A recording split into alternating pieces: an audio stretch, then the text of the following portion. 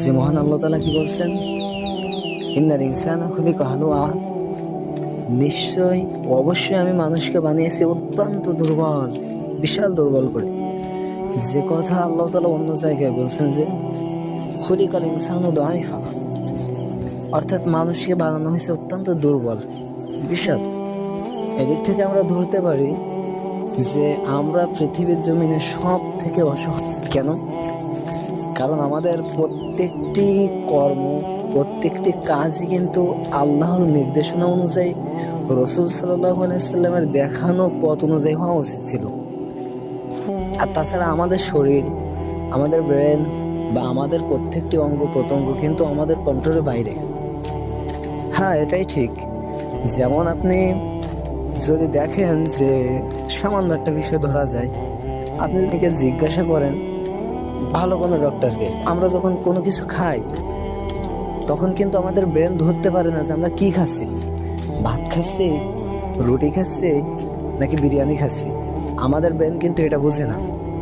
তো আমাদের ব্রেন বুঝে যে আমরা আসলে কি খাচ্ছি। যেমন আমাদের ব্রেন ধরে যে আমরা আসলে প্রোটিন খাচ্ছি নাকি সুগার খাচ্ছি নাকি আমিষ খাচ্ছি। আমাদের ব্রেন এটাই ধরতে পারে, আসলে ভাত ডিম গোশ এগুলো ধরে না। যেমন যখন আমাদের ভিটামিন ডির প্রয়োজন, তো আপনি যখন ভিটামিন ডি গ্রহণ করবেন, সকাল থেকে যে রোদটা গরম হয়, অর্থাৎ 9টা 10টা থেকে 12টা পর্যন্ত যে রোদটা হয়, ওটা হচ্ছে ভিটামিন ডি।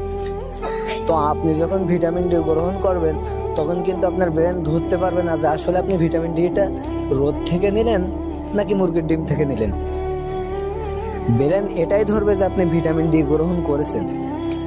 তো এটা দেখে বোঝা যাচ্ছে যে আসলে আমাদের যে শরীর, ব্রেন, এটাও আমাদের কন্ট্রোলের বাইরে। প্রত্যেকটা অঙ্গই আমাদের কন্ট্রোলের বাইরে। এটা ওই অনুযায়ী চলে যে সিস্টেমে আল্লাহ বানিয়েছেন আমাদের। এই জন্য আল্লাহ তাআলা কি বলছেন যে ইন্নাল ইনসানা খুলিকা হালুআ, নিশ্চয় মানুষকে বানানো হয়েছে অত্যন্ত দুর্বল, ভীষণ দুর্বল করে।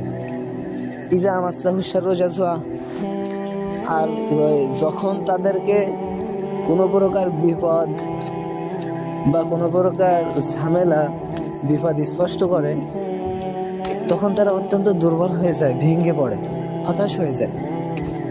ওয়াইজা মাসসাহুল খায়রু মানুআ, আর যখন তাদের সচ্ছলতা, ভালো কিছু স্পষ্ট করে, তখন সে হয়ে যায় অনেক কৃপণ এবং অহংকারী, বিশাল অহংকারী। এখানে কিন্তু আল্লাহ তাআলা মানুষের চরিত্রের ওঠানামার বর্ণনা দিচ্ছেন যে ইজা মাসসাহু শাররু জাযুআ, যখন তাকে বিপদ স্পষ্ট করে তখন সে হতাশ হয়ে যায়, কি করবে কি না করবে, কি হবে কি না হবে, এটা নিয়ে সে ভাবতে থাকে।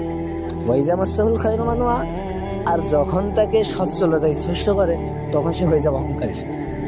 যে কথা আল্লাহ রাসূল সাল্লাল্লাহু আলাইহি ওয়াসাল্লাম বলছেন, যে আমরা হাদিস থেকে দেখি যে মধ্যযুগে যে কাফেরগুলো ছিল, তারা যখন জাহাজে ভ্রমণ করত, তখন যখন সমুদ্রে হঠাৎ ঢেউ, ভীষণ ঢেউ, তখন তারা সবাই দোয়া করতো যে আল্লাহ আমাদেরকে মাফ করুন, আমাদের কিনারায় নিয়ে যান, কথা দিচ্ছি আর কখনো আমরা শিরক করব না, কখনো আপনার অবাধ্য হব না। যে আল্লাহ তাআলা তাদেরকে বাড়ি নিয়ে যেত, তারা আবার শিরক করতো, তারা আবার আল্লাহর সাথে নাফরমানি করতো। এটা কিন্তু আমরা দেখছি হাদিস থেকে। তো আমাদের চরিত্র এরকম হয়ে গেছে। যেমন আমাদের মধ্যে অনেক মানুষ আছে যারা হাসপাতালে থাকে, তারা দোয়া করতে থাকে যে আল্লাহ আমাকে এবারের মতো মাফ করে দিন, আমি কথা দিচ্ছি এখান থেকে বাসায় যাওয়ার পরে আমি মসজিদে পড়ে থাকবো, আমি 5 ওয়াক্ত নামাজ পড়বো। কিন্তু দেখা যায় যে আসলে সে সুস্থ হওয়ার পরে সেটা আর করে না। করোনার সময় কিন্তু এমনটা হয়েছিল, আমরা দেখছি। করোনার সময় অনেক মানুষ আছে যাদেরকে একটু নেগেটিভ ধরা পড়েছে, তারা বলেছে, আমিও দেখছি অনেক মানুষ আমার সঙ্গে বলছে যে আল্লাহ আমার এই করোনা থেকে বাঁচিয়ে দিন, আমাকে করোনা থেকে মুক্তি দিন, আমি কথা দিচ্ছি আর কোনোদিন আপনার সাথে নাফরমানি করবো না, যতদিন বাঁচবো ইনশাল্লাহ আমি আপনার ইবাদত করবো। কিন্তু দেখা যাচ্ছে যে পরবর্তীতে সে ভুলে গেছে। তো এই জন্য আল্লাহ তাআলা আমাদের ওঠানামার, চরিত্রের ওঠানামার বর্ণনা দিচ্ছেন যে ইজা মাসসাহু শাররু জাযুআ, যখন তোমাদেরকে বিপদ স্পর্শ করে, যখন তোমাদেরকে ঝামেলা স্পর্শ করে, তখন তোমরা হতাশ হয়ে আমার কাছে আসো যে আল্লাহ আমাদেরকে ক্ষমা করুন, আমরা এই কাজ আর করবো না, আমরা আপনার ইবাদত করবো। ওয়াইজা মাসসাহুল খায়রু মানুআ, আর যেই তোমাদেরকে আমি সচ্ছলতা দান করি, যেই তোমাদেরকে আমি এ বিষয়ে কনফার্ম করি যে তোমরা ভালো হয়ে গেছো, তোমরা তখনই আমার সাথে নাফরমানি করো। তবে পরের আয়াতে কি বলছেন, ইল্লাল মুসাল্লিন, কিন্তু যারা নামাজ পড়ে, যারা নামাজি তারা ব্যতীত।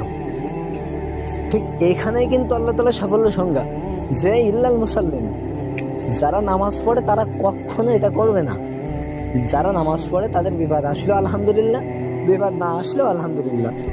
আর যারা নামাজ পড়ে না তাদের চরিত্রটাই ওরকম, আল্লাযীনা হুম আলা সালাতিহিম দাঈমুন, এবং যারা তাদের নামাজে নিষ্ঠাবান, অর্থাৎ অনিয়ম নেই, নিয়মিতই নামাজ পড়ে। আর যখন নামাজ পড়ে আগা থেকে গোড়া পর্যন্ত একমাত্র আল্লাহর জন্য, একমাত্র আল্লাহর দিক ধ্যান খেয়াল করে সে নামাজ পড়ে। এই ধরনের ব্যক্তি ছাড়া বাকি যারা আছে সবাই এই ঝামেলার জন্য। কোন ঝামেলা? এই যে আল্লাহর সাথে নাফরমানির ঝামেলা।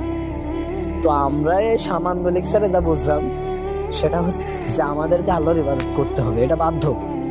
আপনি স্বেচ্ছায় করেন আর নাই করেন, আমরা আল্লাহর ইবাদত করতে বাধ্য।